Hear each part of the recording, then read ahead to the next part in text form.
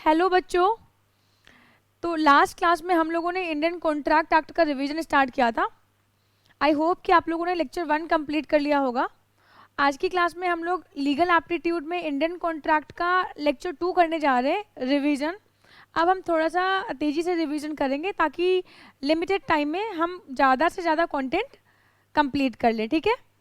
तो आज की क्लास में हम लोग करने जा रहे हैं आगे के कॉन्सेप्ट, ठीक है। लास्ट क्लास में मैंने आप लोगों को वैलिड कॉन्ट्रैक्ट कैसे फॉर्म होता था ये करवा दिया था। आज की क्लास में हम लोग करेंगे कि ऑफर और प्रपोजल क्या होते हैं, एक्सेप्टेंस क्या होते हैं। लास्ट क्लास में मैंने थोड़ा सा एक हिंट दिया था कि ये ऑफर क्या होता है, ये एक्सेप्टेंस क्या होते हैं, बट आज की क्लास में हम लोग डिटेल में पढ़ेंगे इनको, ठीक है। चलो एक बार मैं जल्दी से बता दूं कि कॉन्ट्रैक्ट क्या है, ठीक है, फिर आगे मूव करेंगे। देखना मेरी बात को ध्यान से बेटा। बेटा ऑफर प्लस एक्सेप्टेंस, जब इन दो को हम ऐड करते हैं तब ये बनाते हैं हमारे एग्रीमेंट को। और जब एग्रीमेंट में आ जाती है इन्फोर्सिबिलिटी, तो बेटा ये फॉर्म करते हैं हमारे कॉन्ट्रैक्ट को, ठीक है। तो एक कॉन्ट्रैक्ट को फॉर्म करने के लिए इसेंशियल इंग्रेडिएंट्स कौन कौन से हैं। मेरे को ऑफर चाहिए, ये हमारा एक इसेंशियल इंग्रेडिएंट है। अगर ये नहीं होगा ना तो हमारा ऑफर नहीं, अगर ऑफर नहीं होगा तो कॉन्ट्रैक्ट फॉर्म नहीं होगा। जैसे हमारे को बिरयानी बनाने के लिए बहुत सारे मसाले और बहुत सारे इंग्रेडिएंट्स, वेजिटेबल्स चाहिए होती है, तब हम जब उसको मिक्स करते हैं तब जाके बिरयानी बनती है। ठीक वैसे ही कॉन्ट्रैक्ट को बनाने के लिए बहुत सारे इंग्रेडिएंट्स चाहिए। यहाँ से ऑफर आएगा, यहाँ से एक्सेप्टेंस आएगा, फिर उसमें हम लोग क्या करेंगे, इन्फोर्सिबिलिटी को डालेंगे और ये कॉन्ट्रैक्ट बनके तैयार हो जाएगा, ठीक है। तो हमारे को क्या चाहिए, एक तो चाहिए ऑफर, दूसरा चाहिए एक्सेप्टेंस, और जब ये मिलेंगे तब बनेगा एग्रीमेंट। और एग्रीमेंट पे हमें किन चीज़ों का ध्यान रखना है कि हमारे एग्रीमेंट क्या नहीं होने चाहिए, हमारे एग्रीमेंट नहीं होने चाहिए सोशल नेचर के, डोमेस्टिक नेचर के, और हमारे जो एग्रीमेंट है वो नहीं होने चाहिए इलीगल, ठीक है, इलीगल नहीं होने चाहिए। अगर ये नहीं होंगे तो फिर हम लोग इन्फोर्सिबिलिटी को उसमें लेके आएंगे और ये कॉन्ट्रैक्ट को फॉर्म कराएंगे, ठीक है। ओके मैम, ये वाली बात तो समझ में आ गई, ठीक है। आप सुनिएगा मेरी बात को ध्यान से।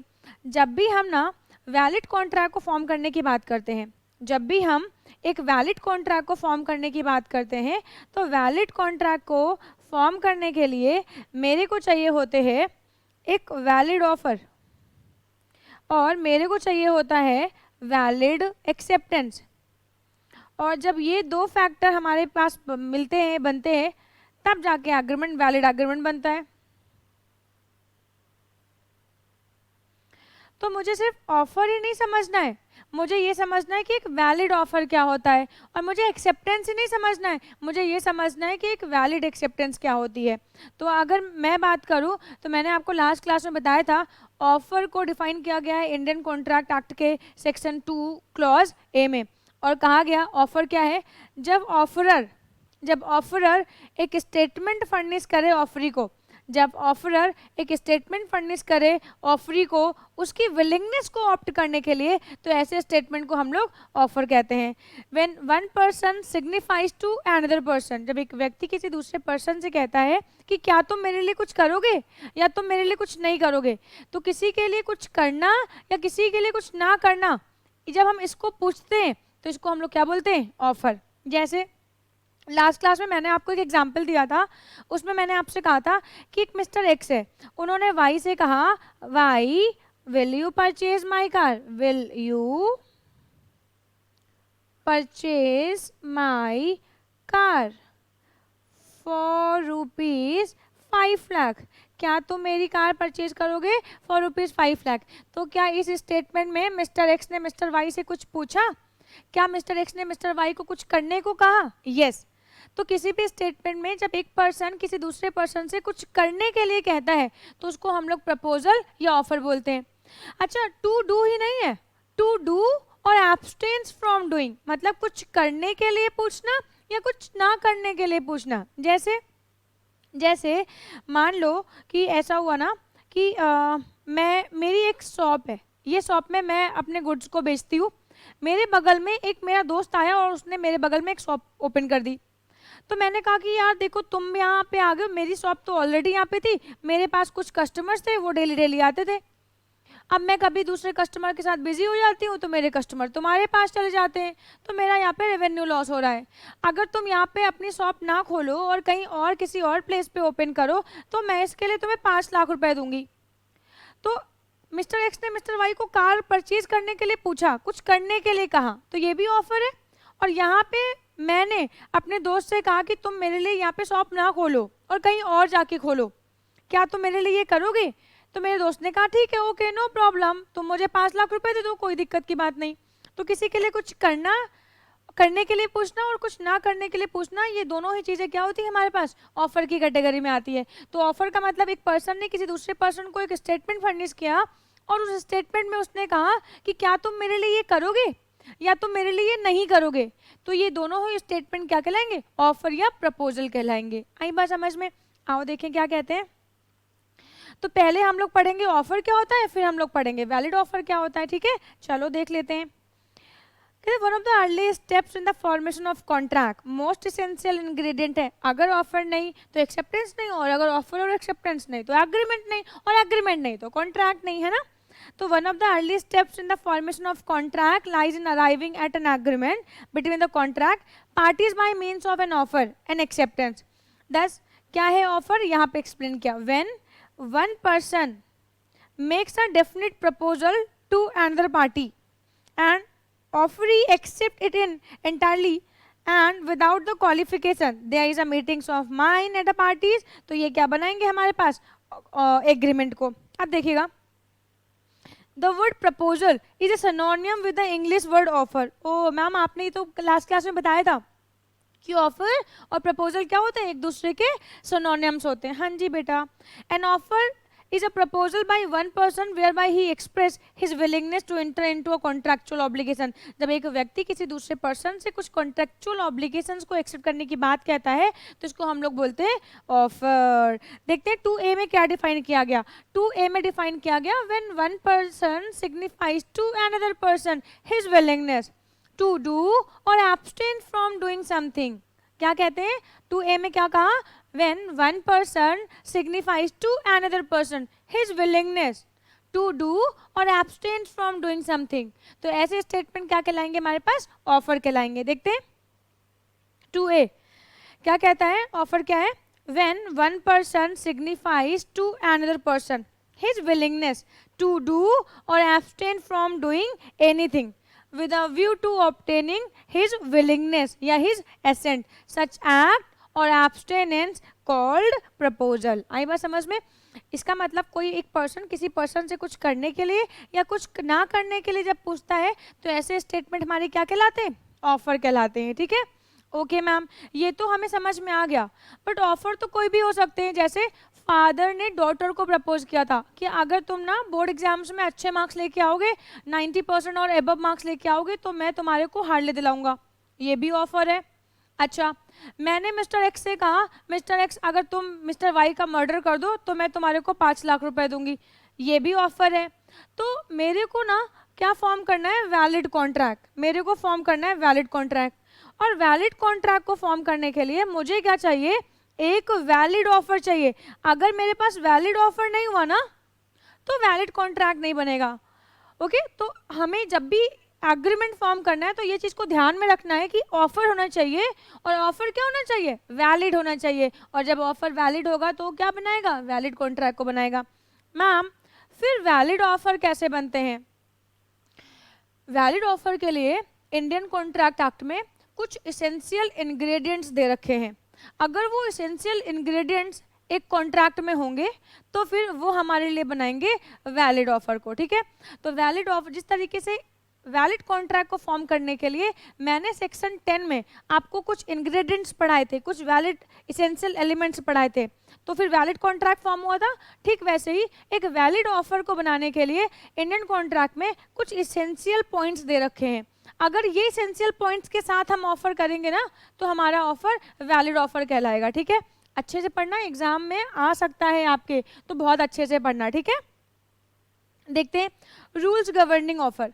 अब देखना ध्यान से मेरी बात को। A valid offer must comply with the following rules. Oh ma'am, इसका मतलब ये एसेंशियल एलिमेंट्स जिस भी ऑफर में होंगे वो ऑफर वैलिड होगा, और अगर इसमें से एक भी मिसिंग होगा तो हमारा जो ऑफर है वो वैलिड ऑफर नहीं होगा। हाँ बेटे सही कह रहे हैं। देखिएगा क्या कह रहे हैं, सबसे पहले कहते हैं एक वैलिड ऑफर को बनाने के लिए हम किसी भी पर्सन को अगर कोई ऑफर कर रहे हैं वो ऑफर सर्टेन होना चाहिए, डेफिनिट होना चाहिए, वेग नहीं होना चाहिए, क्लियर होना चाहिए। मतलब जैसे एक एग्जांपल लेते हैं हम,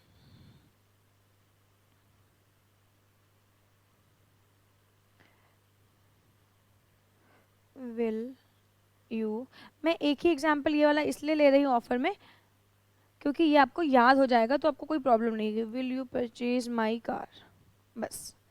मिस्टर एक्स ने मिस्टर वाई से कहा कि will you purchase my car. Mister Y said yes I will purchase your car. But अभी मुझे एक बात बताओ, क्या ये ऑफर वैलिड है? क्या इसमें प्राइस मेंशन है? नहीं। क्या इसमें क्लैरिटी है? नहीं। क्या ये सर्टेन है? नहीं। तो फिर ये केस में ये ऑफर वैलिड ऑफर नहीं है, और अगर ये वैलिड ऑफर नहीं है तो ये कभी भी वैलिड एग्रीमेंट को फॉर्म नहीं करेगा। तो क्या कहते हैं, an offer must be clear. जैसे मैंने आपको पहली क्लास में कहा था, will you purchase my car for ₹5 lakh. Mister Y, will you purchase my car for ₹5 lakh? क्या आप मेरी कार 5 लाख रुपीज में परचेज करेंगे? Mister Y said yes. अब यहाँ पे मैं मिस्टर वाई से पूछ रही हूँ कि 5 लाख रुपीज में आप मेरी ये कार परचेज करोगे, तो ये क्या है, ये वैलिड ऑफर है।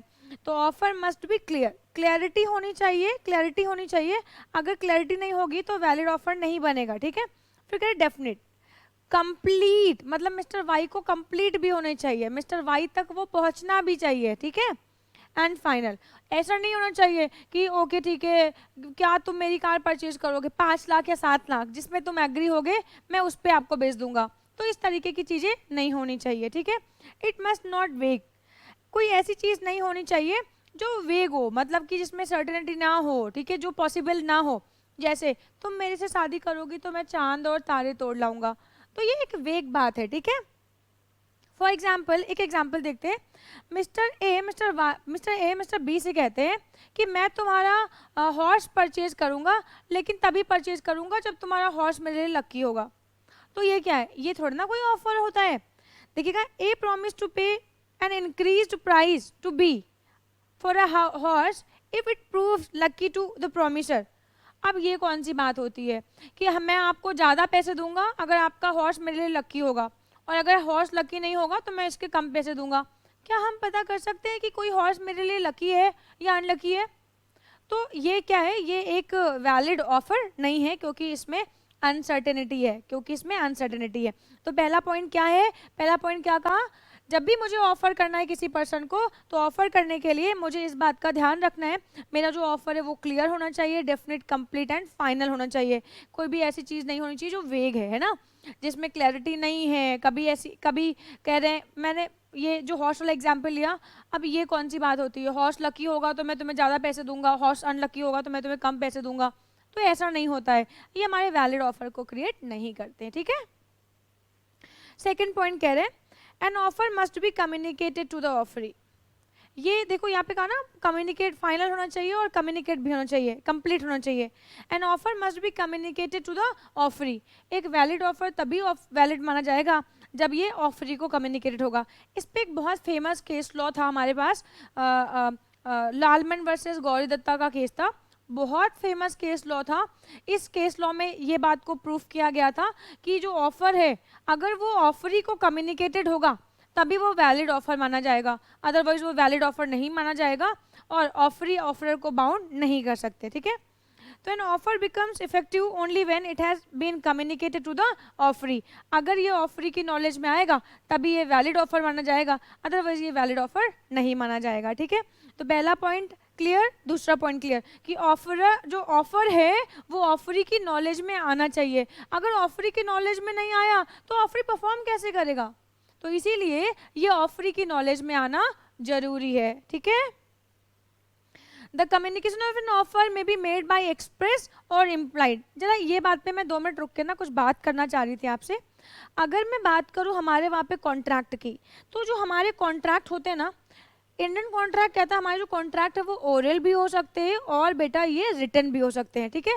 ये ओरल भी हो सकते हैं और रिटन भी हो सकते हैं। बहुत सारे बच्चों को ऐसा लगता है कि अगर हमने किसी से कोई ओरल कॉन्ट्रैक्ट कर लिए तो ओरल कॉन्ट्रैक्ट की लॉ में इन्फोर्सिबिलिटी नहीं होती है। नहीं नहीं, ऐसा बिल्कुल भी नहीं है। ओरल और रिटन दोनों ही कॉन्ट्रैक्ट हमारे वहाँ पे लॉ में वैलिड होते हैं।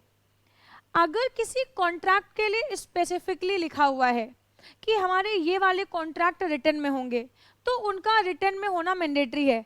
अदरवाइज इंडियन कॉन्ट्रैक्ट एक्ट कहता है जो हमारे कॉन्ट्रैक्ट हैं वो ओरल भी हो सकते हैं और वो रिटर्न भी हो सकते हैं, ठीक है। आई बात समझ में? ओके मैम, तो आप प्लीज़ मेरी बात को यहाँ पे देखिएगा। मेरा जो ऑफर है वो एक्सप्रेस भी हो सकता है, मतलब ओरल और रिटर्न भी हो सकता है, और इम्प्लाइड भी हो सकता है। मैम इम्प्लाइड का मतलब क्या होता है? देखो, जो मेरे ऑफर है, मेरा जो ऑफर है वो एक्सप्रेस भी हो सकता है, इम्प्लाइड भी हो सकता है।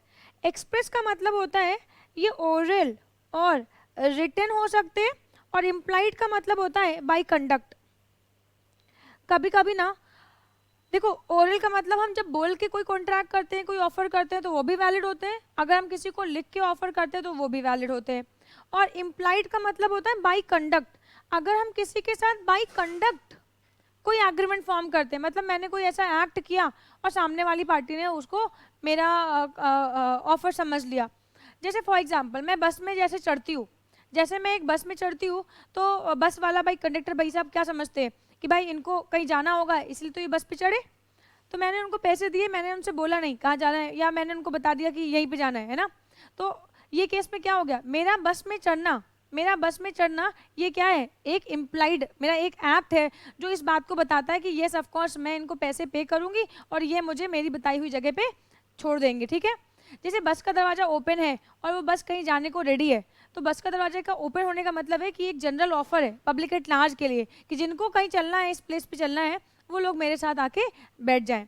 तो इम्प्लाइड ऑफर का मतलब होता है जब बाई एक्ट हम किसी को कोई चीज़ ऑफर करें। तो जैसे एक बस है जो एक बस स्टेशन पे खड़ी है, उस बस पे एक बोर्ड लगा है, उस पर लिखा है लखनऊ टू दिल्ली, और वो बस अभी दिल्ली में है।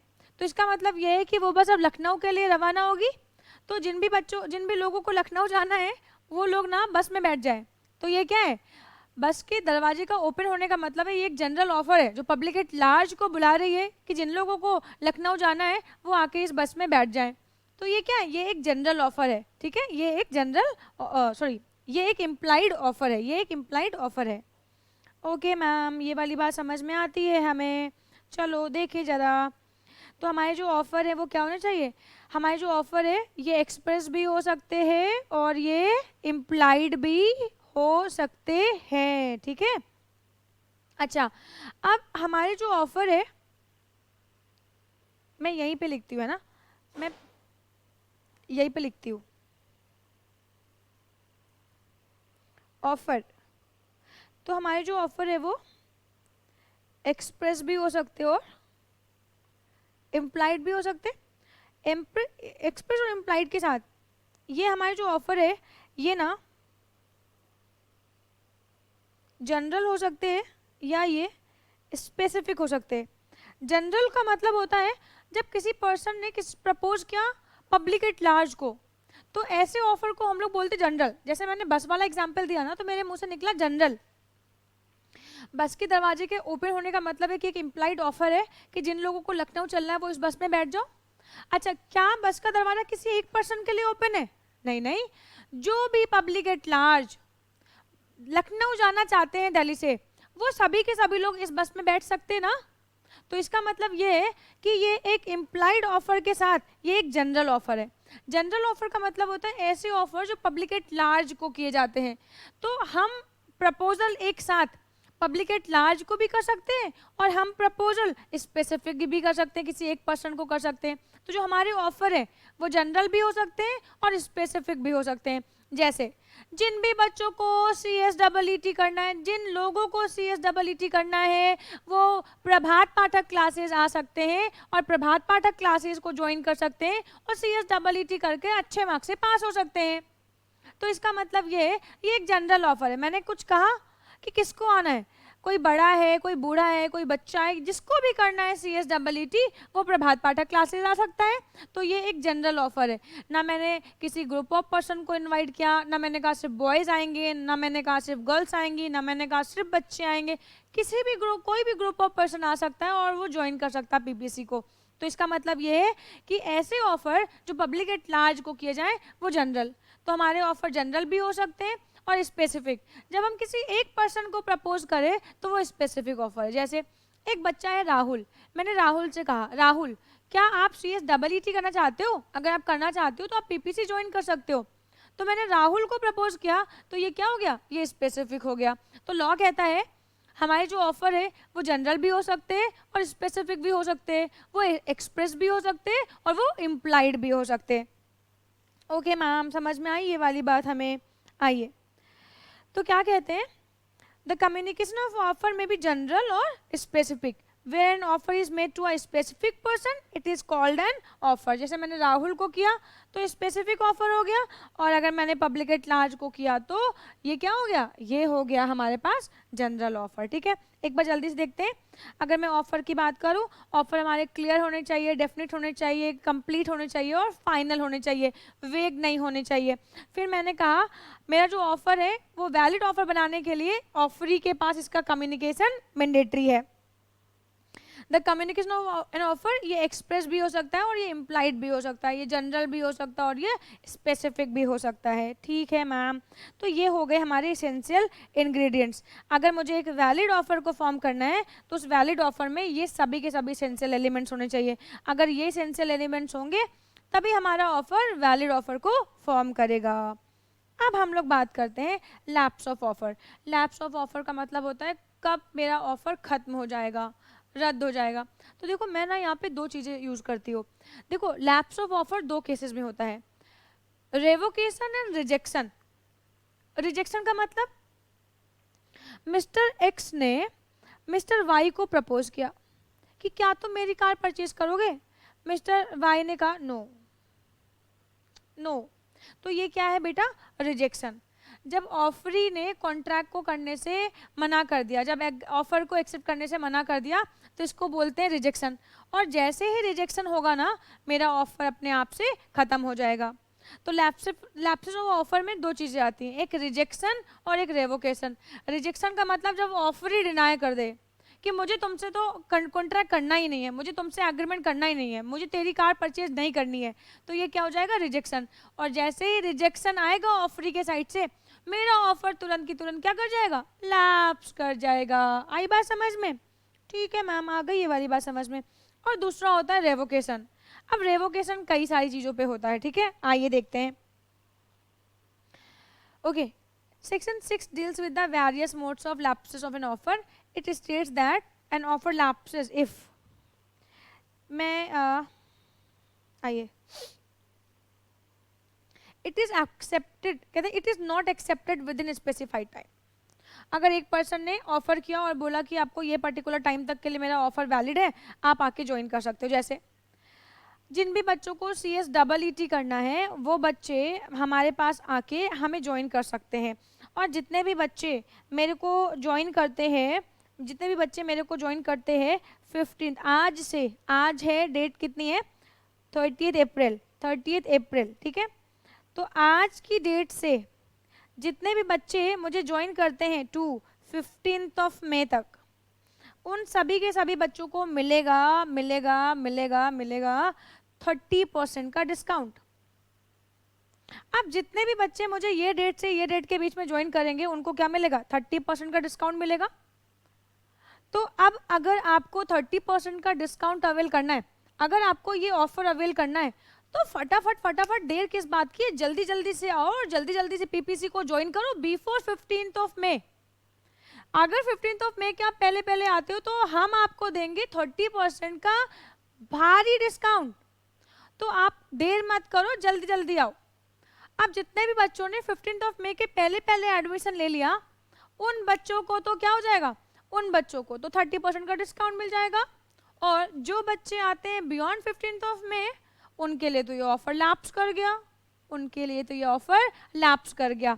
इसका मतलब ये है कि एक जितने भी हम ऑफर करते हैं उन ऑफर में एक पर्टिकुलर टाइम पीरियड होता है, और वो ऑफर को उसी पर्टिकुलर टाइम पीरियड में हम परफॉर्म कर सकते हैं। तो अगर किसी कॉन्ट्रैक्ट, किसी ऑफर में किसी पर्सन ने आपको ऑफर किया और उसने टाइम लिमिट बता दिया, तो आपको उस टाइम लिमिट में आके उस ऑफर को अवेल करना है।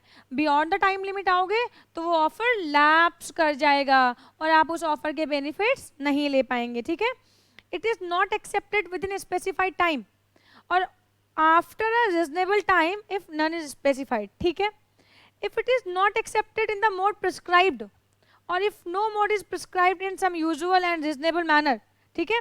अब देखिएगा ध्यान से, जैसे कभी कभी ऑफर में एक प्रिस्क्राइब्ड मोड दे देते हैं। जैसे अगर आपको मान लो किसी ने आपको प्रपोज किया कि ये कंपनी है, टाटा कंपनी में इस समय जॉब वैकेंसीज निकले हुए हैं, जो भी पर्सन वैकेंसी के लिए अप्लाई करना चाहते हैं वो जाके अप्लाई कर सकते हैं, लेकिन मुझे ना बाई मेल ही सबके सीवी चाहिए। तो ये केस में आपको प्रिस्क्राइब्ड मोड बताया गया और वो प्रिस्क्राइब्ड मोड में ही आपको अपनी एक्सेप्टेंस देनी है, ठीक है। तो अगर आपको कोई प्रिस्क्राइब मोड बताया गया है और आपने उस प्रिस्क्राइब मोड में अपने ऑफर को नहीं किया, तो फिर ये केस में आपका ऑफर लैप्स कर जाएगा, ठीक है। ओके, ऑफर रिजेक्ट, तो मैंने आपसे कहा था ना लैप्स होने की दो चीजें, एक तो रेवोकेशन, दूसरा रिजेक्शन। रिजेक्शन कौन करता है, ऑफरी, और रेवोकेशन कैसे होते हैं, अदर फैक्टर्स की वजह से। तो अगर टाइम पीरियड में आपने एक्सेप्ट नहीं किया तो ऑफर बेकार हो जाएगा। अगर जिस मोड में आपको कहा है ऑफर एक्सेप्ट करने के लिए उस मोड में नहीं किया तो ऑफर लैप्स हो जाएगा, और अगर ऑफर ने रिजेक्ट कर दिया तो फिर ये लैप्स कर जाएगा, ठीक है।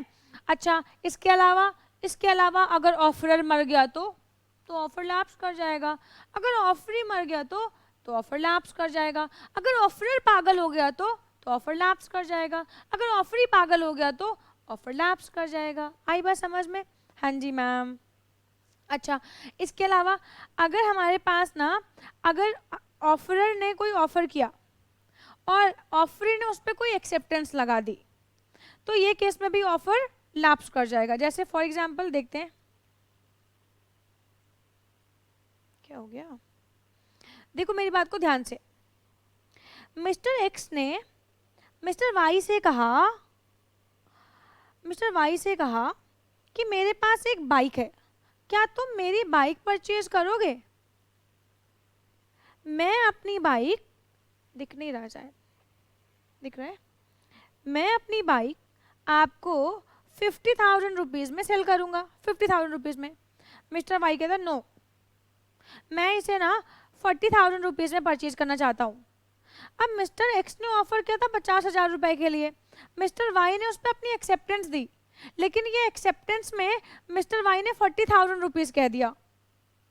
अब ये मिस्टर एक्स के लिए एक क्वेश्चन मार्क हो गया ना कि मिस्टर एक्स अपनी बाइक को 40,000 में सेल करना चाहता है या नहीं करना चाहता है। तो ये केस में तो उल्टा हो गया यार। मिस्टर एक्स ने मिस्टर वाई को प्रपोज किया कि क्या तुम मेरी बाइक परचेज करोगे 50,000 रुपीज़ में। मिस्टर वाई यहाँ पे कहते हैं नो, मैं 50,000 में नहीं करूंगा, लेकिन मैं 40,000 में परचेज कर लूंगा। अब मिस्टर वाई ने एक स्टेटमेंट फर्निश कर दिया जिसपे मिस्टर एक्स को एसेंट देनी है। तो आप देखो ना, मिस्टर वाई ने जो स्टेटमेंट फर्निश किया, ये स्टेटमेंट में मिस्टर एक्स की विलिंगनेस आ रही है, और कोई भी ऐसी स्टेटमेंट जो दूसरे पर्सन की विलिंगनेस को ऑप्ट करने के लिए फॉर्म करे, ऐसे तो स्टेटमेंट ऑफर कहलाते हैं। तो यहाँ पे ये वाला जो ऑफर था ये रिजेक्ट हो गया, और मिस्टर वाई ने जो 40,000 के लिए कहा है ना, ये वाला ऑफर वैलिड हो गया और ये ऑफर बन गया। तो ये केस में ना ये वाला जो ऑफर है ये लैप्स कर गया, ये वाला जो ऑफर है ये लैप्स कर गया। आई बात समझ में? इनको प्यार से ना हम एक नाम से जानते हैं, इनको प्यार से हम लोग बोलते हैं counter offer. Counter offer, counter offer, counter offer का मतलब होता है कि जब भी एक पर्सन ने किसी को ऑफर किया, उल्टा उसने उसको रिजेक्ट करके दूसरा ऑफर कर दिया उसको। जैसे मैंने कहा कि क्या तुम मेरा घर परचेज करोगे, जिस पार्टी को मैंने कहा कि मेरा घर परचेज करोगे, वो मैंने कहा कि क्या तुम मेरा घर 1 करोड़ में परचेज करोगे, वो कहता है 1 करोड़ में नहीं करूंगा, लेकिन 80 लाख में कर लूंगा, 80 लाख रुपीज़ मुझे दे दो और फाइनली मैं आपका घर परचेज कर लूंगा। मैंने तो 1 करोड़ कहा था ना, और सामने वाली पार्टी कह रहा है 80 लाख रुपीस। तो ये केस में क्या हो जाएगा, ये केस में जो मेरा ऑफर है ना वो लैप्स कर गया। अभी अब सामने वाली पार्टी ने मुझे ऑफर कितना किया है, 80 लाख। तो अगर मैं 80 लाख में एग्री हूँ तो मैं ये एग्रीमेंट को फॉर्म कर सकती हूँ। तो इसको बोलते हैं काउंटर ऑफर। और जैसे ही काउंटर ऑफर होता है ना, सामने वाली पार्टी आपको ऑफर करती है, इसको बोलते हैं काउंटर ऑफर। और जैसे ही काउंटर ऑफर होगा ना, ऑफर लैप्स कर जाएगा, ऑफर लैप्स कर जाएगा। आई बात समझ में? ठीक है मैम, ये वाली बात तो समझ में आ गई हम लोगों को, ये वाली बात तो समझ में आ गई। तो देखिएगा ध्यान से, the offer makes a counter offer, it amounts to rejection of the offer and an offer by the offeree may be accepted और रिजेक्टेड। अच्छा मैं आपको एक चीज और बता दूं क्या, ये ज्ञान की बात है, ये आपकी बुक में नहीं दे रखा है, बट मुझे लगता है मेरे बच्चों को ये बात पता होनी चाहिए। क्रॉस ऑफर, क्रॉस ऑफर आपको पता है कौन से ऑफर होते हैं? क्रॉस ऑफर का मतलब होता है कुछ ऐसे ऑफर जो जहाँ पे दो पार्टी एक्स और वाई सेम टाइम पे सेम चीज पे कॉन्ट्रैक्ट करते हैं। जैसे मिस्टर एक्स के पास ना एक हार्ले, ये देखो Harley, mister X mister Y को प्रपोज करते हैं और बोलते हैं कि क्या तुम मेरी हार्ले परचेज करोगे 5000 में। एंड द सेम टाइम, जिस टाइम पे मिस्टर एक्स मिस्टर वाई को प्रपोज करते हैं ना, वही टाइम पे मिस्टर वाई मिस्टर एक्स को प्रपोज करते हैं कि मिस्टर एक्स मैं आपकी हार्ले डेविडसन को परचेज करने में इंटरेस्टेड हूँ, क्या आप अपनी हार्ले डेविडसन मुझे 5000 में बेचोगे? ओ जरा मुझे एक बात बताओ, एग्रीमेंट को करने के लिए, एक एग्रीमेंट को फॉर्म करने के लिए मेरे को एक तो चाहिए ऑफरर और मेरे को एक चाहिए ऑफरी। और ऑफरर कौन होता है? जो ऑफर करता है। और ऑफरी कौन होता है? जो एक्सेप्टेंस देता है ना, जो एक्सेप्टेंस देता है। अब यहाँ पे मेरे को एक बात देखो जरा, मिस्टर एक्स ने मिस्टर वाई को प्रपोज किया और मिस्टर वाई ने मिस्टर एक्स को प्रपोज किया है। अब ये केस में ना मिस्टर एक्स भी ऑफरर है और मिस्टर वाई भी ऑफरर है, और ये केस में दोनों लोगों ने एक दूसरे को सेम चीज पे ऑफर किया है। लॉ कहता है ऐसे ऑफर में दोनों ही ऑफर जब एक दूसरे से मिलते हैं तो दोनों ही लैप्स कर जाते हैं। तो अगर मैं बात करूं तो क्रॉस ऑफर में भी ऑफर लैप्स कर जाते हैं। आई बात समझ में? तो जल्दी से देखते हैं क्या क्या बातें मैंने पढ़ी। मैंने पढ़ा लैप्सेस ऑफ ऑफर। तो लैप्सेस ऑफ ऑफर में दो चीजें हैं, एक तो रेवोकेशन और दूसरा रिजेक्शन। एक तो रेवोकेशन, दूसरा रिजेक्शन। रिजेक्शन किस कौन करता है? ऑफरी। रेवोकेशन अदर फैक्ट्स की वजह से। रेवोकेशन का मतलब हो गया जैसे विद इन टाइम पीरियड मैंने उसको एक्सेप्ट नहीं किया, या जिस प्रिस्क्राइब्ड मोड में कहा था वो प्रिस्क्राइब्ड मोड में मैंने एक्सेप्ट नहीं किया, या ऑफरी ने रिजेक्ट कर दिया, या फिर ऑफरर और ऑफरी दोनों में से कोई मर गया या पागल हो गया, या ऑफर में कोई कंडीशन है हम उस कंडीशन को एक्सेप्ट नहीं कर रहे हैं, या फिर काउंटर ऑफर हो गया, या फिर क्रॉस ऑफर हो गया। तो ये केस में हमारे जो ऑफर है वो क्या हो जाते हैं? लैप्स कर जाते हैं। आई बात समझ में? आई बात समझ में? अच्छा मैं आपको एक चीज और पढ़ा दूं क्या? मैं आपको एक चीज और पढ़ा दूं क्या? चलो बस नॉलेज के लिए लिख लो, है ना, नॉलेज के लिए मैं यही लिख देती हूँ, काइंड्स ऑफ ऑफर, मैं यही लिख देती हूँ ना, काइंड्स ऑफ ऑफर। कितने तरीके के ऑफर हमारे पास हो सकते हैं? तो सबसे पहले हमारे पास आता है एक्सप्रेस या इम्प्लाइड।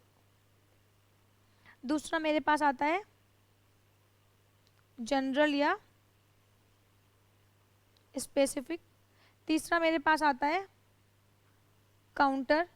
चौथा मेरे पास आता है क्रॉस, और पांचवा मेरे पास आता है स्टैंडिंग। देखो मेरी बात ध्यान से, एक्सप्रेस ऑफर का मतलब जो ओरल और रिटन हो वो एक्सप्रेस। इम्प्लाइड का मतलब होता है जो बाई कंडक्ट हम ऑफर करते हैं। जनरल ऑफर का मतलब जब हम पब्लिक एट लार्ज को जब हम पब्लिक एट लार्ज को ऑफर करें किसी चीज पे तो जनरल ऑफर। स्पेसिफिक ऑफर का मतलब होता है जब किसी पर्सन को, किसी एक पर्सन को या किसी ग्रुप ऑफ पर्सन को हम ऑफर करें तो स्पेसिफिक। काउंटर का मतलब हो गया मैंने एक पार्टी को ऑफर किया, दूसरी पार्टी ने मेरे ऑफर को रिजेक्ट करके वापस से ऑफर कर दिया, तो इस तरीके के स्टेटमेंट्स क्या कहलाते हैं? Counter offer. क्रॉस का मतलब two identical offer, two similar offer. Standing offer का मतलब होता है ऐसे ऑफर जो एक पर्टिकुलर टाइम पीरियड के लिए ओपन होते हैं, इनको हम लोग बोलते हैं स्टैंडिंग ऑफर। मैम एग्जांपल दोगे क्या?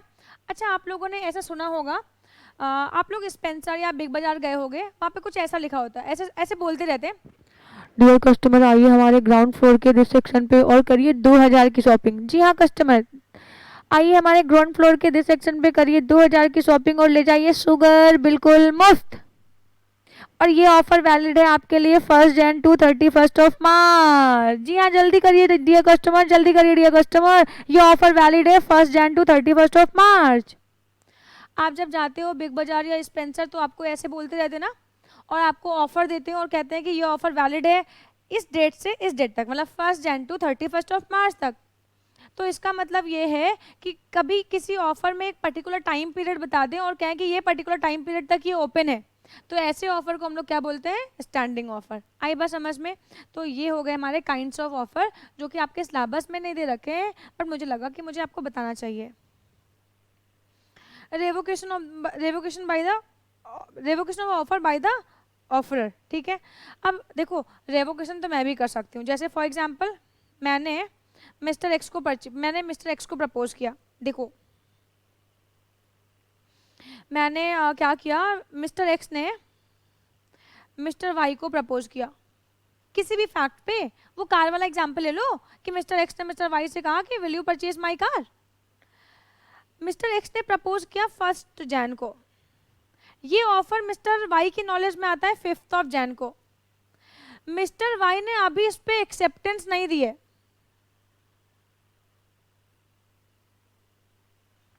मिस्टर वाई ने अभी इस पे एक्सेप्टेंस नहीं दी है, तो मिस्टर एक्स के पास, ऑफरर के पास ये राइट है कि बिफोर एक्सेप्टेंस वो अपने ऑफर को रिवोक कर सकता है। तो अगर मैं बात करूं रेवोकेशन की, तो मिस्टर ऑफरर के पास भी राइट होता है कि बिफोर एक्सेप्टेंस वो अपने ऑफर को कभी भी रिवोक कर सकता है। तो क्या कहते जरा देखना, an offer may be revoked by the offeror at any time before acceptance. तो एक्सेप्टेंस से पहले ऑफरर के पास राइट है कि वो अपने ऑफर को कभी भी रिवोक कर सकता है, ठीक है। Revocation must be communicated to the offeree, कि भाई बता दो आप ऑफरी को कि हमने अपने ऑफर को रिजेक्ट कर दिया है, सॉरी रिवोक कर दिया, अब मुझे आपके साथ कोई कॉन्ट्रैक्ट नहीं करना है। बट एक चीज का ख्याल रखेंगे, ऑफर हमेशा एक्सेप्टेंस के पहले रिवोक होगा। अगर एक बार एक्सेप्टेंस मिल गई ऑफरी की तो फिर ये केस में ऑफर रिवोक नहीं होते हैं। बोल भाई इतनी बात समझ में आती है क्या? तो अगर मैं बात करूं ऑफर की, तो ऑफर लैप्सेस ऑफ ऑफर में 2 बातें मैंने पढ़ी, एक तो रिजेक्शन और एक तो रेवोकेशन। रिजेक्शन कौन करेगा? ऑफरी। रेवोकेशन कौन कर सकता है? ऑफरर, या रिवोक हो सकता है अदर फैक्टर की वजह से। आई बात समझ में?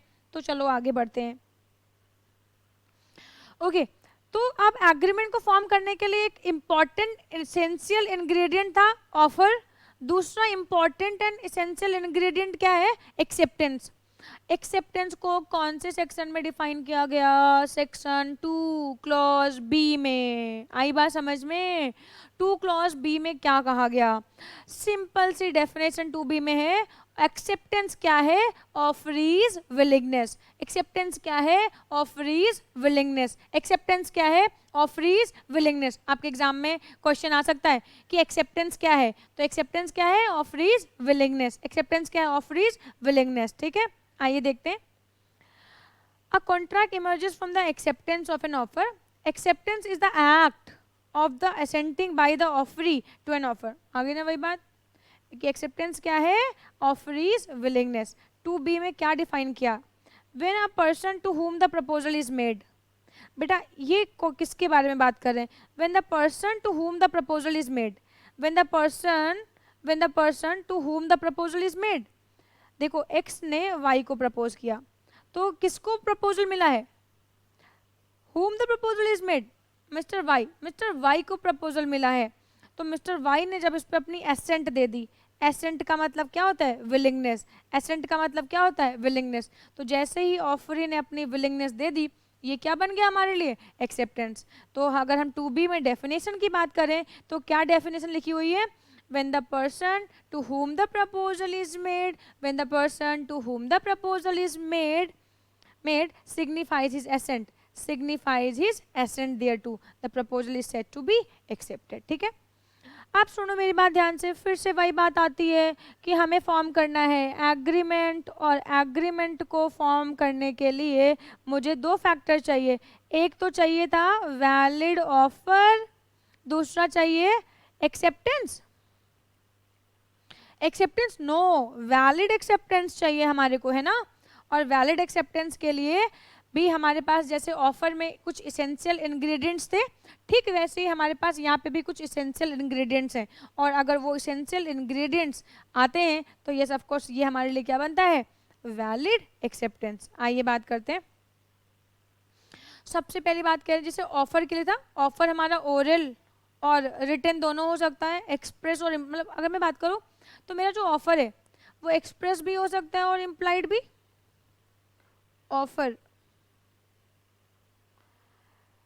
ये एक्सप्रेस भी हो सकते हैं और ये इम्प्लाइड भी हो सकते हैं। ठीक वैसे ही एक्सेप्टेंस के लिए भी सेम चीज़ है। ये जो हमारे है ना, ये एक्सप्रेस भी हो सकते हैं और इम्प्लाइड भी। दोनों चीज़ के लिए, दोनों ऑफर और एक्सेप्टेंस दोनों के लिए ये चीज़ कॉमन है कि ये जो है हमारे वो एक्सप्रेस भी हो सकते हैं और हमारे इम्प्लाइड भी हो सकते हैं। देखिएगा ध्यान से, एक्सेप्टेंस में भी एक्सप्रेस या फिर हमारी जो एक्सेप्टेंस है वो इम्प्लाइड भी हो सकती है।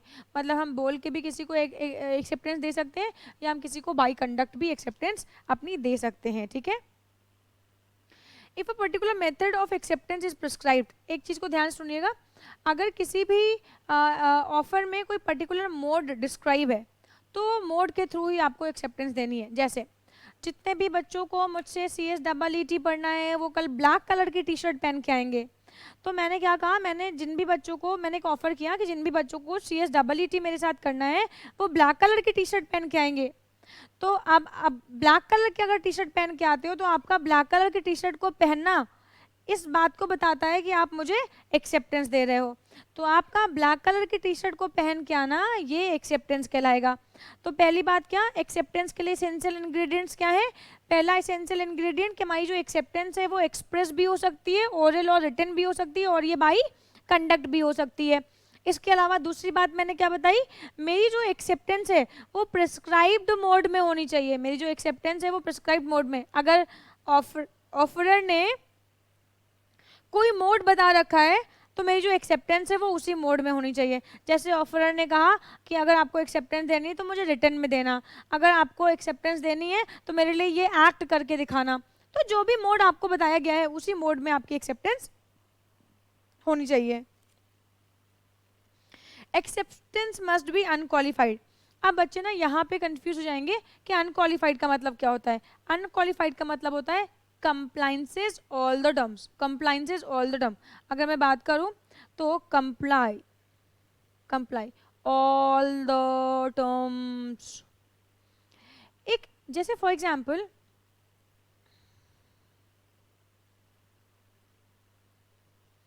अगर मैंने कहा, मिस्टर एक्स ने कहा मिस्टर वाई से कि क्या तुम मेरी कार परचेज करोगे 5 लाख रुपीस में। Mister Y said yes. तो ये कौन सी एक्सेप्टेंस है, ये अनक्वालिफाइड एक्सेप्टेंस है। Comply all the terms, offeror ने जो भी टर्म्स एंड कंडीशंस अपने ऑफर में लगा रखे, आपने उन टर्म्स एंड कंडीशंस के साथ अगर उस ऑफर को एक्सेप्ट कर लिया तो इसको बोलते हैं कि हमारी जो एक्सेप्टेंस है वो अनक्वालिफाइड है, मतलब सभी के सभी टर्म्स एंड कंडीशंस को कंप्लाई कर रही। बट अगर मिस्टर वाई ने कहा नो 5 लाख में नहीं परचेज करूंगा मैं इसको, मैं इसको 4 लाख में परचेज करूंगा, तो 4 लाख का मतलब है कि इन्होंने टर्म्स एंड कंडीशंस को चेंज कर दिया। तो ये केस में हमारी जो एक्सेप्टेंस हो गई वो क्या हो गई, क्वालिफाइड हो गई।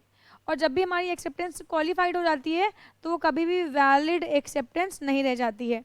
तो लॉ क्या कहता है, हमारी एक्सेप्टेंस क्या होनी चाहिए, अनक्वालिफाइड होनी चाहिए। कंप्लाइंस ऑल द टर्म्स, जो ऑफर ने टर्म्स लगा रखे हैं ऑफर में उन्हीं के अकॉर्डिंग होनी चाहिए। और ऑब्सल्यूट मतलब कंप्लीट होनी चाहिए। मतलब ऑफरर ने अगर ऑफरी को प्रपोज किया है तो ऑफरी ने एक्सेप्टेंस दी है तो वो एक्सेप्टेंस ऑफरर की नॉलेज में आनी चाहिए। ऐसा नहीं है कि वो एक्सेप्टेंस कंप्लीट ना हो। तो कहते हैं acceptance must be unqualified and absolute, ठीक है। अच्छा, काउंटर ऑफर और conditional acceptance operates are rejection, वो तो मैंने आपको पहले बता दिया कि काउंटर ऑफर का मतलब यही होता है कि मैंने आपको कोई ऑफर किया और बदले में आपने पलट के मुझे ऑफर कर दिया, तो इसका मतलब क्या, ये काउंटर ऑफर हो गया। और काउंटर ऑफर का मतलब होता है कि ये रिजेक्शन हो गया। तो देखो वही चीज़ यहाँ पे लिख रखी है। मुझे ऐसा लगता है कि इस पर्टिकुलर चीज़ को ऑफर वाले टॉपिक में लिखना चाहिए, बट आपके इंस्टीट्यूट ने इसको यहाँ लिख दिया। बट खैर कोई बात नहीं, हम तो ICSI के फॉलोवर हैं, कोई बात नहीं, हमें तो पढ़ने से मतलब है, हमें तो नॉलेज चाहिए, चाहे जहाँ पे लिख दिया हो कोई फर्क नहीं पड़ता, ठीक है। तो क्या कहते हैं, a counter offer or conditional acceptance operates as a rejection of the offer and causes it to lapse. Okay, same example जरा देखेंगे, जो मैंने आपको एग्जाम्पल दिया था, थोड़ा सा चेंज है ये यहाँ पे। Where a horse is offered for ₹1000 and the offeree counter offers ₹990, तो first offer must be rejected and जो सेकंड जो एक्सेप्टेंस है वही हमारे लिए क्या बन जाएगी, ऑफर बन जाएगी। तो हमारी एक्सेप्टेंस में ऐसा नहीं होना चाहिए, अगर ऐसा हो रहा है ना तो वो वैलिड एक्सेप्टेंस नहीं है। तो पहली बात क्या कही, हमारी जो एक्सेप्टेंस है वो एक्सप्रेस हो सकती है और इम्प्लाइड फॉर्म में हो सकती है। हमारी जो एक्सेप्टेंस है must be in prescribed mode, जिस मोड में ऑफरर ने मुझसे डिमांड किया है एक्सेप्टेंस, मुझे उसी मोड में देना मांगता है। और जो हमारी एक्सेप्टेंस है वो अनक्वालिफाइड होनी चाहिए और ऑब्सोल्यूट होनी चाहिए, मतलब सभी के सभी टर्म्स जो ऑफरर ने बता रखे हैं वो कंप्लाई होने चाहिए। और ऑफरी को अपनी एक्सेप्टेंस को ऑफरर को कम्युनिकेट भी करना पड़ेगा, अगर नहीं करेंगे तो वैलिड एक्सेप्टेंस नहीं फॉर्म होगी। काउंटर ऑफर नहीं होना चाहिए। Acceptance must be communicated to the offeror, for acceptance is complete the moment it is communicated. तो हमारी जो एक्सेप्टेंस है वो ऑफरर की नॉलेज में जरूर आनी चाहिए।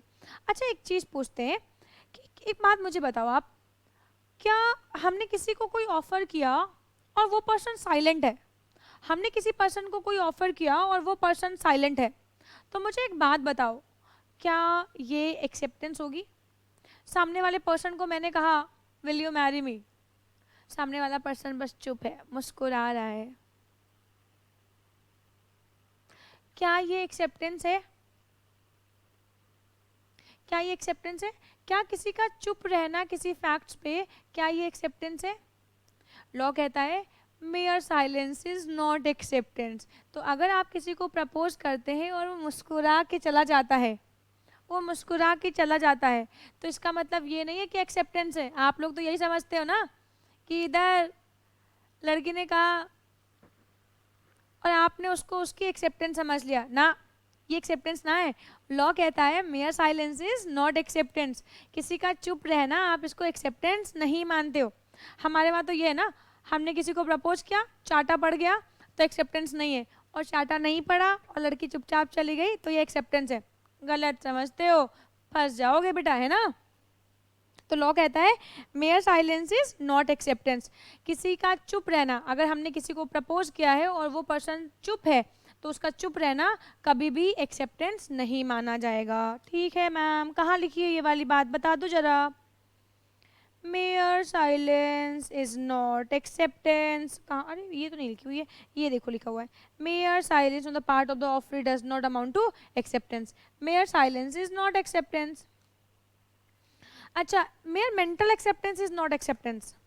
देखो क्या कह रहे हैं, जैसे हमने किसी को प्रपोज किया, हमने किसी को प्रपोज किया और सामने वाली पार्टी ने दिमाग में कहा, जैसे फॉर एग्जांपल एक मिस्टर एक्स है, उन्होंने वाई को प्रपोज किया, Y will you marry me, Y कह रही है हाँ शादी तो करनी है मुझे भी, लेकिन वाई ने मिस्टर एक्स को ये बात कम्युनिकेट नहीं किया, तो क्या इसको एक्सेप्टेंस माना जाएगा? आज मिस्टर एक्स ने वाई को प्रपोज किया कि वाई क्या तुम मुझसे शादी करोगी, वाई चुप है, लेकिन वाई के दिमाग में चल रहा है कि हाँ मुझे तो एक्स से ही शादी करनी थी, वाह मुझे प्रपोजल आ गया। वाई चुप है, तो मिस्टर एक्स ने जेड को प्रपोज कर दिया, जेड ने हाँ बोल दी और नेक्स्ट डे मिस्टर एक्स ने मिस्टर जेड से शादी कर ली। अब मिस्टर क्या जो वाई है, वाई क्या मिस्टर एक्स को सू कर सकती है कि ऐसे थोड़ा ना होता, तुमने कल मुझे प्रपोज किया, मैं तो मेरे दिमाग में तो था ही मुझे तुमसे शादी करनी है। तो लॉ कहता है mayor mental acceptance is not acceptance. अगर आप अपने दिमाग में सोच रहे हो कि हाँ मुझे ये करना है, तो सामने वाली पार्टी को बताओ कि आपको ये करना है, अदरवाइज ये एक्सेप्टेंस नहीं कहलाएगा। क्या कहते हो? ठीक है, तो mere mental acceptance is not acceptance, mere silence is not acceptance, mayor mental acceptance is not acceptance, mere silence is not acceptance. Ma'am ये मेयर का मतलब क्या होता है? मेयर का मतलब होता है ओनली, ठीक है। अब आगे देखिएगा, if the offer is one which is to be accepted by being acted upon, no communication of acceptance to the offer is necessary unless communication is stipulated for in the offer itself। मतलब ये simple सी बात कर रहे हैं कि offer तभी valid माना जाएगा, एग्रीमेंट तभी को फॉर्म करेगा जब ऑफर ने उस पर अपनी विलिंगनेस दी होगी, दी होगी, दी होगी। आई बात समझ में? देखो सिंपल सी बात। चलो अभी एक चीज देखो, मेरा ना अच्छा एक एग्जांपल आपकी बुक से देखते हैं।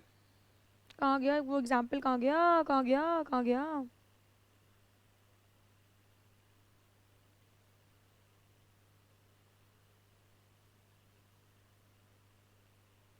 अच्छा चलो वो नहीं करती। एक बात, मेरी बात को ध्यान समझना। मैंने आपको ना एक कॉन्सेप्ट पढ़ाया था जनरल ऑफर। मैं अपना एग्जाम्पल देती हूँ, ठीक है। मैंने आपको एक कॉन्सेप्ट पढ़ाया था जनरल ऑफर। जनरल ऑफर का मतलब क्या होता है? ऐसे ऑफर जो पब्लिक एट लार्ज को किए जाए, ऐसे ऑफर को हम लोग क्या बोलते हैं? जनरल ऑफर बोलते हैं। हाँ जी मैम। अच्छा आप मेरी बात को ध्यान से सुनना। अभी अभी मैंने आपको एक्सेप्टेंस में पढ़ाया कि acceptance must be communicated to the offeror. जो हमारी एक्सेप्टेंस है वो वैलिड तभी मानी जाएगी जब वो ऑफरर को कम्युनिकेट होगी। अब अगर हमारी एक्सेप्टेंस ऑफरर को कम्युनिकेट नहीं होगी तो वो वैलिड एक्सेप्टेंस नहीं मानी जाएगी। एक कॉन्सेप्ट है इस पे बेटा, इस पे एक केस हुआ था, कार्बोलिक स्मोक बॉल्स कंपनी का केस था। इस केस में मैं केस तो भी आपको सुनाऊंगी, पहले मेरी बात को ध्यान से सुनना। अगर हम किसी को जनरल ऑफर कर रहे हैं, जैसे बिग बाजार और स्पेंसर वाले करते हैं ना, डियर कस्टमर आइए हमारे ग्राउंड फ्लोर के इस सेक्शन पे करिए 2000 की शॉपिंग और ले जाइए शुगर बिल्कुल मुफ्त, 5 kg शुगर बिल्कुल मुफ्त, 5 kg शुगर बिल्कुल मुफ्त। 2000 की शॉपिंग करने पे 5 किलो शुगर मिलेगी, है ना मेरे को, 5 kg शुगर बिल्कुल मुफ्त।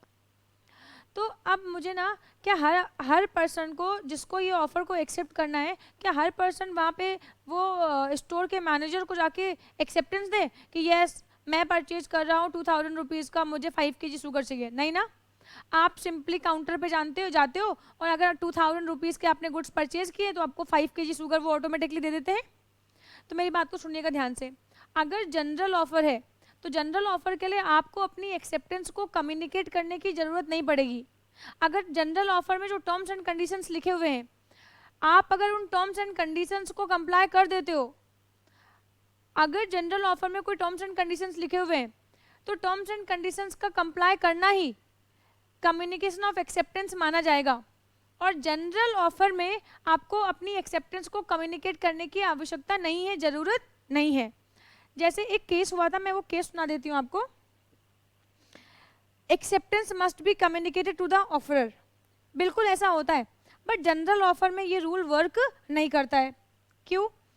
एक केस हुआ था, ये केस में एक कंपनी थी, कार्बोलिक स्मोक बॉल करके एक कंपनी थी। ये कंपनी ने क्या किया था, ये यूएस का केस है और उस एक टाइम पीरियड ये एक्चुअली हुआ क्या था, यूएस में एक जैसे आज के टाइम में हमारे पास कोरोना वायरस आ गया हमारी मार्केट में, वैसे ही एक कोई इन्फ्लुएंजा वायरस करके यूएस में आ गया था। तो इस कंपनी ने क्या किया, इस कंपनी ने कुछ स्मोक बॉल्स बनाए, मेडिसिन बनाई और इन्होंने एडवर्टाइज किया जो भी हमारी कंपनी के ये बॉल्स को यूज़ करेगा उसको कभी भी ये इन्फ्लुएंजा अटैक नहीं करेगा, और अगर आपको ये इन्फ्लुएंजा अटैक करता है तो हम आपको $100 देंगे एज अ रिवॉर्ड। ठीक है, ये क्या था, एक जनरल ऑफर था, सभी पब्लिक एट लार्ज के लिए था कि आप सब लोग मेरे बॉल्स को यूज़ करो, मेरी मेडिसिन यूज़ करो, और अगर आप लोगों में से किसी को भी इन्फ्लुएंजा अटैक करता है तो हम उसको $100 का इनाम देंगे। एक मिस कार्लिल थी, इन्होंने इस कंपनी के मेडिसिन को यूज़ किया और यूज़ करने के बाद भी इनको उस इन्फ्लुएंजा ने अटैक कर दिया। तो ये केस में मिस कार्लिल ने इस कंपनी को केस किया। तो ये कार्बोलिक स्मोक बॉल कंपनी जो थी, इस कंपनी ने ये कह के रिजेक्ट कर दिया कि आपने हमें अपनी एक्सेप्टेंस कम्युनिकेट नहीं करी थी। तो ये केस गया कोर्ट में और कोर्ट में जज साहब का जजमेंट आता है नहीं नहीं, अगर ये जनरल ऑफर है और जनरल ऑफर में अगर मिस कार्ली ने आपके सभी के सभी कंडीशंस को कंप्लाई कर दिया है तो ये एक्सेप्टेंस माना जाएगा और इसके लिए कम्युनिकेशन जरूरी नहीं है। तो ध्यान दीजिएगा, हमारी एक्सेप्टेंस हमारे ऑफरर को कम्युनिकेट होनी चाहिए, बट कुछ केसेस में ये जरूरी नहीं है। ठीक है, लास्ट पॉइंट, वैलिड एक्सेप्टेंस को फॉर्म करने के लिए मेरी जो एक्सेप्टेंस है वो रीजनेबल टाइम पीरियड में होनी चाहिए। अगर रीजनेबल टाइम पीरियड में मेरी एक्सेप्टेंस नहीं हुई तो वो वैलिड नहीं मानी जाएगी। जैसे अगर किसी ने कोई ऑफर किया है और ऑफर में टाइम लिमिट लगा दी है कि मेरा जो ऑफर है वो वैलिड है 1 Jan to 31 March, तो आपको इस टाइम पीरियड में आके क्या करना है, इस ऑफर को अवेल करना है। अगर आप इस टाइम पीरियड में आके इस ऑफर को अवेल नहीं करते हो तो ये ऑफर क्या कर जाएगा, लैप्स कर जाएगा और आपकी एक्सेप्टेंस वैलिड एक्सेप्टेंस नहीं होगी। देखिएगा, acceptance must be given within a reasonable time and before the offer lapses or revoked. An offer becomes irrevocable by acceptance. An acceptance never precedes an offer. There can be no acceptance of an offer which is not communicated. Why same cheez? Similarly, performance of conditions of an offer without the knowledge of the specific offer is no acceptance. तो specific offer पे नहीं लेकिन general पे हो जाएगा। सबसे काम की बात क्या, विद इन टाइम पीरियड, जो रिजनेबल टाइम पीरियड है ऑफर में वो होना चाहिए। ठीक है, उसी टाइम पीरियड में आपको अपनी एक्सेप्टेंस देनी पड़ेगी और अगर आपने विद इन टाइम पीरियड वो एक्सेप्टेंस नहीं दी तो वो एक्सेप्टेंस वैलिड एक्सेप्टेंस नहीं मानी जाएगी। मैं एक बार फिर से सारी पॉइंट्स को एक बार फिर से रिवाइज करवा देती हूँ, जिससे किसी बच्चे को अगर कोई कन्फ्यूजन हो तो वो उसको क्लियर हो जाएगा। ठीक है, सबसे पहली बात क्या, मेरी जो एक्सेप्टेंस है वो एक्सप्रेस भी हो सकती है और इम्प्लाइड भी हो सकती है, मतलब ओरल और रिटन या बाई कंडक्ट हो सकती है। जो प्रिस्क्राइब्ड मोड मेरे ऑफर में दिया गया है उसी मोड में हमारी एक्सेप्टेंस होनी चाहिए, उसी मोड में हमारी एक्सेप्टेंस होनी चाहिए। एक्सेप्टेंस मस्ट बी अनक्वालिफाइड, मतलब हमारी जो एक्सेप्टेंस है वो ऑफर में जो भी टर्म्स एंड कंडीशंस है उनको कंप्लाई करना मांगता है और हमारी जो एक्सेप्टेंस है वो ऑब्सोल्यूट होनी चाहिए। ठीक है, कंप्लीट होनी चाहिए। काउंटर ऑफर जो होता है वो हमारी एक्सेप्टेंस को जो काउंटर ऑफर होता है इसको हम रिजेक्शन ऑफ एक्सेप्टेंस भी मानते हैं। ठीक है, acceptance must be communicated to the offerer, for acceptance is complete the moment it is communicated। तो कहते हैं acceptance must be communicated to the offerer और हमारी valid acceptance तभी मानी जाएगी जब ये offerer की knowledge में आएगी। तो हमारे पास दो तरीके की ऑफर होते हैं, जनरल और स्पेसिफिक। जनरल ऑफर में अगर हमने उस ऑफर के टर्म्स एंड कंडीशंस को कंप्लाई कर दिया तो कम्युनिकेशन ऑफ एक्सेप्टेंस माना जाएगा और स्पेसिफिक में हमें ऑफरर को अपनी एक्सेप्टेंस को कम्युनिकेट करना पड़ेगा। ठीक है, mayor mental acceptance is not acceptance, अगर आपने अपने दिमाग में सोच के रखा है कि ये हम इसको एक्सेप्टेंस मानेंगे तो mere mental acceptance is not acceptance. अच्छा, क्या साइलेंस एक्सेप्टेंस हो सकती है? No, mere silence is not acceptance. अगर आप चुप हैं किसी चीज़ पे, अगर आपने किसी को कुछ प्रपोज किया है और सामने वाली पार्टी चुप है तो ये एक्सेप्टेंस नहीं हो सकती। ठीक है, if the offer is one which is to be accepted by being acted upon, no communication of acceptance to the offer is necessary. वही चीज है जनरल ऑफर वाला, acceptance must be given within a reasonable time. ठीक है, और हमारी acceptance within time period देना मांगता है। अब बात करते हैं क्या हम कॉन्ट्रैक्ट, देखो अब मेरी बात को ध्यान से समझना, हमें बनाना था कॉन्ट्रैक्ट, तो कॉन्ट्रैक्ट को बनाने के लिए हमें चाहिए ऑफर, वैलिड ऑफर। हमने सीख लिया वैलिड ऑफर क्या होता है, हमने ऑफर सीखा फिर ऑफर के एसेंशियल इंग्रेडिएंट्स सीख लिए, तो ये बन गया हमारा वैलिड ऑफर। प्लस मुझे चाहिए वैलिड एक्सेप्टेंस। वैलिड एक्सेप्टेंस का मतलब ये हो गया एक्सेप्टेंस सीखी टू बी के अकॉर्डिंग, फिर एक्सेप्टेंस के जो एसेंशियल इंग्रेडिएंट्स हैं वो अगर एक्सेप्टेंस में आ गए तो ये बन गया हमारा वैलिड एक्सेप्टेंस। और जब ये दोनों को हम सम अप करते हैं तो क्या बन जाता है बच्चे, ये बन जाता है हमारा एग्रीमेंट। ठीक है, और एग्रीमेंट के साथ जब इन्फोर्सबिलिटी आती है तो ये क्या बन जाता है बेटा, ये बन जाता है हमारा कॉन्ट्रैक्ट।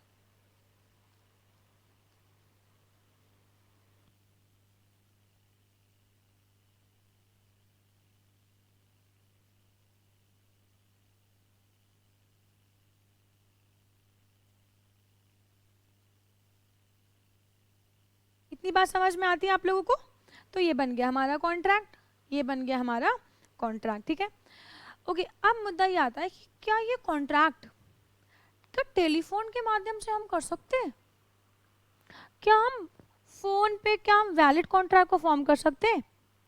तो आंसर आता है यस, हम अपने कॉन्ट्रैक्ट को टेलीफोन के माध्यम से भी कर सकते हैं। यस, हम एक वैलिड कॉन्ट्रैक्ट को फोन के माध्यम से कर सकते हैं। कॉन्ट्रैक्ट को फॉर्म करने के लिए क्या चाहिए? ऑफर और एक्सेप्टेंस या एग्रीमेंट बनेंगे, और सेक्शन 10 के अगर इसेंशियल इंग्रेडिएंट्स हैं तो फिर ये वैलिड कॉन्ट्रैक्ट बन जाएंगे, है ना। लेकिन एक चीज़ को ध्यान में रखना पड़ेगा, यहाँ पे एक डिस्प्यूट था, केस हुआ था हमारे पास, 1959 का ये केस था।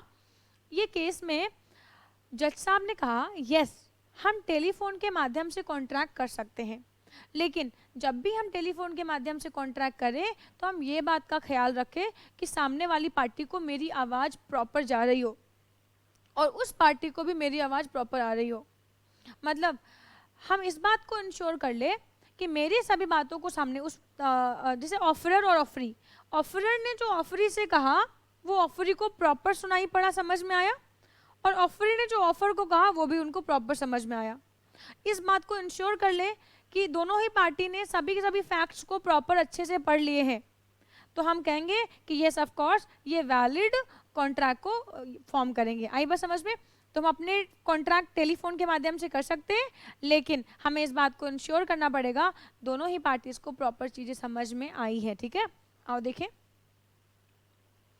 Contract over the telephone are regarded as same in principle as those negotiated by the parties in the actual presence of each other। तो टेलीफोन से किए गए कॉन्ट्रैक्ट भी बिल्कुल सेम टू सेम वैसे ही होते हैं जैसे कि पार्टी फेस टू फेस है करते हैं, वैसे ही होते हैं। In both cases, an oral offer is made and oral acceptance is expected. It is important that, अब काम की बात यहाँ पे, acceptance must be audible. Acceptance must be audible. ये बात को आपको इंश्योर करना मांगता है कि acceptance must be audible, heard and understood by the offerer. If during the conversation the telephone lines go dead and the offerer does not heard the offeree's word of acceptance, there is no contract. तो अगर दोनों ही party एक दूसरे की बातों को सोचते समझ पाते हैं, सुन पाते हैं, तो ये केस में हम बाई टेलीफोन भी वैलिड कॉन्ट्रैक्ट को फॉर्म कर लेते हैं, बाई फैक्स, बाई ईमेल हम वैलिड कॉन्ट्रैक्ट को फॉर्म कर लेते हैं। आई बात समझ में? तो इसका मतलब मैम हम फोन पे भी वैलिड कॉन्ट्रैक्ट को फॉर्म कर लेते हैं, यस, ठीक है। अच्छा, ये वाली बात तो मैंने आप लोगों को बता दी थी, intention to create legal relation, ये वाली बात तो मैंने आप लोगों को बता दी थी, ठीक है। ओके, नाउ मूव करते हैं अब हम लोग नेक्स्ट हमारे आगे के कॉन्सेप्ट पे, ठीक है, जिसका नाम है कंसिडरेशन, जिसका नाम है कंसिडरेशन। ओके, तो ये वाली मैं क्लास यहाँ पे ख़त्म कर रही हूँ और कंसिडरेशन टॉपिक को हम नेक्स्ट वीडियो में पढ़ेंगे, ठीक है, नेक्स्ट वीडियो में पढ़ेंगे। मतलब जो कंसिडरेशन टॉपिक होगा वो हमारे थर्ड लेक्चर में होगा, तो फटाफट इस वाली क्लास को ख़त्म करिए और थर्ड लेक्चर पे मूव करिए, ठीक है। आज के लिए इतना ही, थर्ड वीडियो में कंसिडरेशन के बारे में हम लोग पढ़ेंगे।